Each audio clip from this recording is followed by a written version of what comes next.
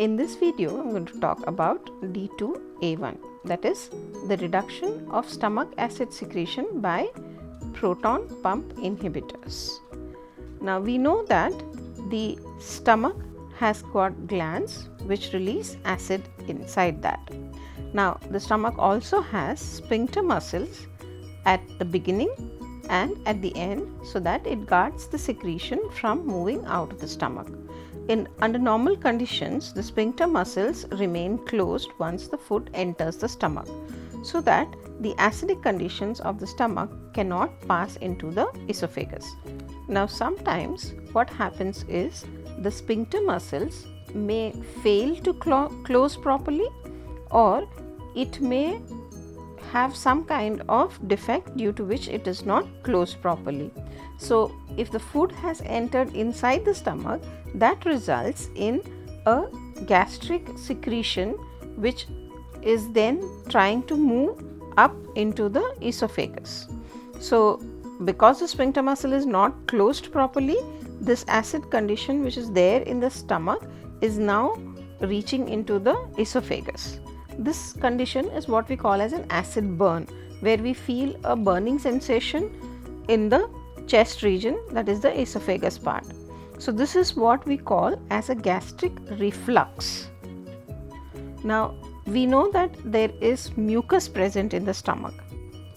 The mucus plays a very important role in protecting the stomach. So protecting here means when the acid is there in the stomach, if it remains for a longer time, the acid can damage the stomach wall and cause ulcers. Another thing is the enzyme pepsin. The enzyme pepsin is capable of self-digestion. So the mucus lining also prevents the self-digestion by enzyme pepsin. So if this mucus lining is broken, that is a kind of barrier is broken, so this results in ulcers.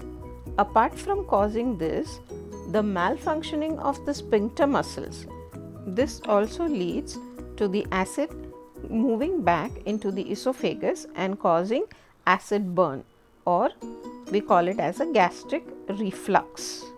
Now let us see how the acid is produced in the stomach. So the HCl or hydrochloric acid is produced by parietal cells. Parietal cells take up chloride ions from the blood and passes to the lumen, and there is a hydrogen potassium pump that works. This is called as the hydrogen potassium Atpase protein pump.